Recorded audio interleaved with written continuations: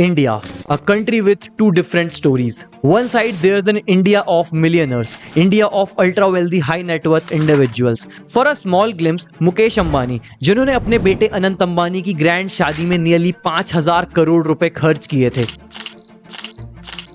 फिर इसको देखो, this is Prevana south luxury apartments Gurugram में। इस प्रोजेक्ट को बनाया था डीएलएफ ने, जिसमें 4 टावर्स और 1,133 घर हैं। सिर्फ 3 दिन के अंदर ये सारे घर बिक गए। The more fascinating thing is, हर एक अपार्टमेंट की एवरेज कॉस्ट थी 7 करोड़ रुपए। सिर्फ 72 घंटों के अंदर डीएलएफ ने 7,200 करोड़ रुपए कमाए। 70 to 100 crore is what you've raised in your new project in less than 72 hours? That is correct. If this was not surprising for you तो इसे देखो, ये है डीएलएफ का कमीलियास प्रोजेक्ट, जिसका एक घर पूरे 100 करोड़ रुपए का है, जहां पर गोल्फ कोर्स, एक बड़ा movie theatre, luxury gym with indoor heated swimming pools, ये सारी एमिनिटीज आपको देखने को मिलेंगी। This is the lifestyle of crazy rich Indians.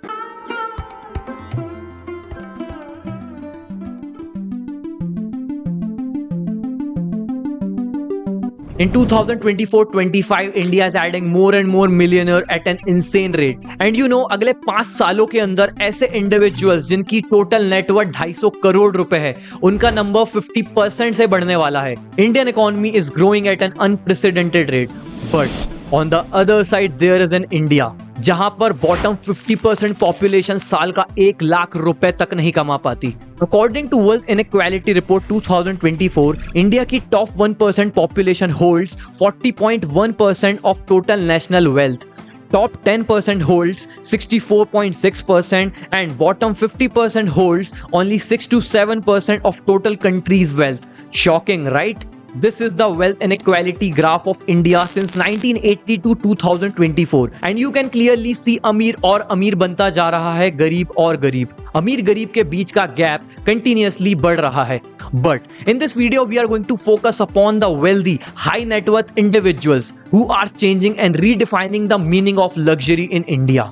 According to a report by Bain and Company, Indian luxury market में इतना potential है कि year 2030 तक it can explode up to $85 billion to $90 billion. So why this luxury consumer space is getting so big in India? क्यों लोग इतने महंगे products खरीद रहे हैं? एंड एज एन एंटरप्रेन्योर आप अपने कस्टमर के साथ ब्रांड लॉयल्टी कैसे एस्टैब्लिश कर सकते हैं? This is going to be a very interesting video packed with a lot of data and beautiful insights, so stick with me till the end. Can a brand like Prada come out of India in the next 3 years? 100%. Should it come out? 100%. Is it the right time? 100%. No, I feel like mass premium is a space which is becoming very big in India, and ultra premium more so.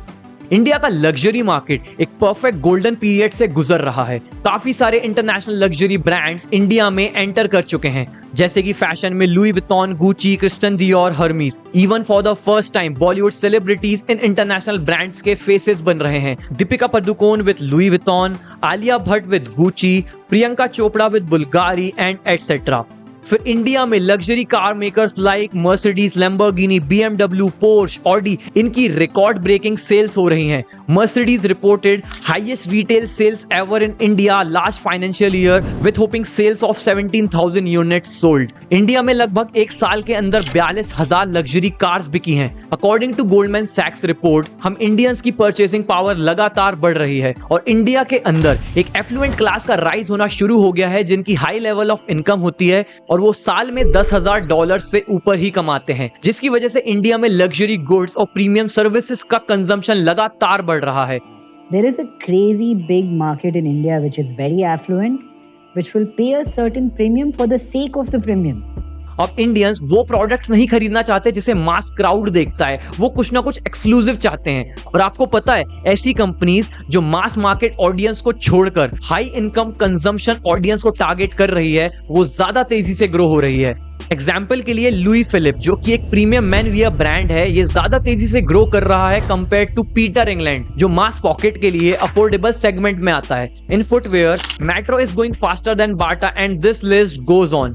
फिलहाल हर किसी को Indian luxury space में potential दिख रहा है। Reliance और Aditya Birla fashion global luxury brands के साथ पार्टनर अप कर रहे हैं, जैसे कि Tiffany, Balenciaga, Ralph Lauren, Valentino, और इन सारे इंटरनेशनल ब्रांड्स के लिए इंडिया में एंटर करना काफी ज्यादा इजी हो गया है, क्योंकि यही कंपनीज इन्हें इंडिया में स्केल करने में हेल्प करेंगी across all major cities. By the way, ये सारा लग्जरी एक्शन अभी दिल्ली, मुंबई, बैंगलोर जैसी सिटीज में हो रहा है, क्योंकि यहाँ पर रहता है इंडिया का टॉप इनकम कंजम्पशन ग्रुप, जिनकी परचेसिंग पावर हम सब जानते हैं। और इंडिया के अंदर जितने भी इंटरनेशनल ब्रांड्स आते हैं, वो अपना सबसे पहला फ्लैगशिप स्टोर इन्हीं सिटीज में ओपन करते हैं, जैसे दिल्ली का DLF एम्पोरियो, मुंबई का जियो वर्ल्ड प्लाजा, मुंबई का UB city mall. And now other cities like Pune, Hyderabad, Chennai, Calcutta are also catching up fast. Now the question is, what exactly is driving these consumers into luxury? See, ये है एक normal white shirt जिसका price है 1500 रुपए, और वहीं ये है एक ब्रांडेड बैलमिन पेरिस शर्ट जिसका प्राइस है $930,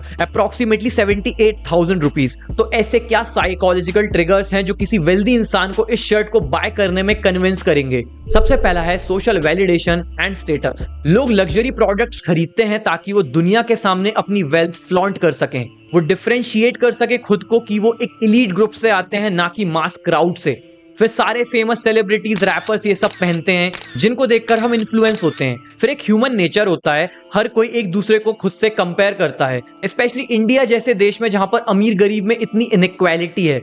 ऐसे में luxury goods can help anyone to stand out in social circles and act superior. Second is exclusivity. Generally हम सोचते हैं कि लग्जरी प्रोडक्ट्स कितने महंगे होते हैं और इन्हें कौन ही खरीदता होगा, बट इट टर्न्स आउट कि इसका एकदम अपोजिट होता है. जितना ज्यादा महंगा कोई लग्जरी प्रोडक्ट होगा, उतनी ज्यादा उसकी परसीव वैल्यू होगी, क्योंकि बिजनेस की दुनिया में जो ट्रेडिशनल सप्लाई डिमांड के कॉन्सेप्ट्स यूज होते हैं ना, वो लग्जरी मार्केट में अप्लाई ही नहीं होते. महंगा प्रोडक्ट मतलब ज्यादा अपील, और सारे लग्जरी ब्रांड सिर्फ लिमिटेड प्रोडक्ट्स बनाते हैं ताकि उनके प्रोडक्ट्स हमेशा एक्सक्लूसिव रहे, उनकी डिमांड बनी रहे, कस्टमर्स के अंदर एक सेंस ऑफ अर्जेंसी हो प्रोडक्ट्स को परचेज करने की. फॉर एग्जाम्पल, एक बार की बात है, ब्रिटिश लग्जरी ब्रांड बर्बरी ने 2018 में $37 मिलियन के अनसोल्ड कपड़े, एक्सेसरीज और परफ्यूम्स डिस्ट्रॉय कर दिए थे, जला दिए थे, ताकि ब्रांड की डिमांड और एक्सक्लूसिविटी बनी रहे और उन्हें अपने प्रोडक्ट्स को सस्ते प्राइसेस में ना बेचना पड़े. One more example is Rolex, जो इंटेंशनली अपने कस्टमर्स को वेट कराता है. आप रोलेक्स वॉच परचेज करने जाओ, आपको वेटिंग लिस्ट में डाल दिया जाएगा, ये कहकर कि उनके पास वॉचेस अवेलेबल नहीं है, इवन दो उनके पास है, जिससे आपका ईगो हर्ट हो, आप बोलो कि ऐसी कौन सी चीज है जो मैं नहीं खरीद सकता. अपनी ब्रांड की एक्सक्लूसिविटी बनाए रखने के लिए रोलेक्स भी बहुत ही लिमिटेड प्रोडक्ट्स प्रोड्यूस करता है, और ये प्रैक्टिस सारे लग्जरी ब्रांड्स करते हैं. Third is emotional storytelling. There is always a story behind every luxury brand, जो कोई ना कोई इमोशन evoke करता है. After all, luxury has always been an emotional purchase. लोगों को एक्चुअली लग्जरी प्रोडक्ट्स की जरूरत नहीं है. It's all about the way these products make them feel. Customers का एक इमोशनल कनेक्शन बन जाता है ब्रांड्स के साथ, and this emotional connection could be the craftsmanship behind the product, brands heritage, history, और may be a unique story as well. Customers के लिए it's not just a product, according to them it's a piece of fine art. Luxury brands also use neuro marketing.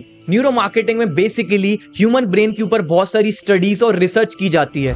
How we interact with certain kinds of ideas, objects and ads, and all big brands spend millions of dollars in these studies, जहां पर वो fMRI जैसी technologies का use करते हैं, which tells about the blood flow in people's brain when they are exposed to certain products and ads. Even you don't know, supermarkets में आई trekking softwares use किए जाते हैं, ये देखने के लिए कि किसी भी प्रोडक्ट को देखने के बाद आप कैसे रिएक्ट करते हो, आपकी बॉडी कैसे रिएक्ट करती है, आपकी हार्ट बीट एंड अदर सारे science. Now we all know कि इंडियन लग्जरी मार्केट को फिलहाल इंटरनेशनल लग्जरी ब्रांड्स पूरी तरह से डोमिनेट कर रहे हैं. But what if I tell you कि this is also changing very very fast. Our domestic Indian luxury brands are beating these international brands in terms of quality, craftsmanship and style as well. Fashion में we have Sabyasachi, Manish Malhotra जो global benchmark set कर रहे हैं. In hospitality sector we have brands like Oberoi, Taj, Leela जो world की some of the finest properties hold करते हैं, and they are ranked amongst the most valuable luxury hotel chains.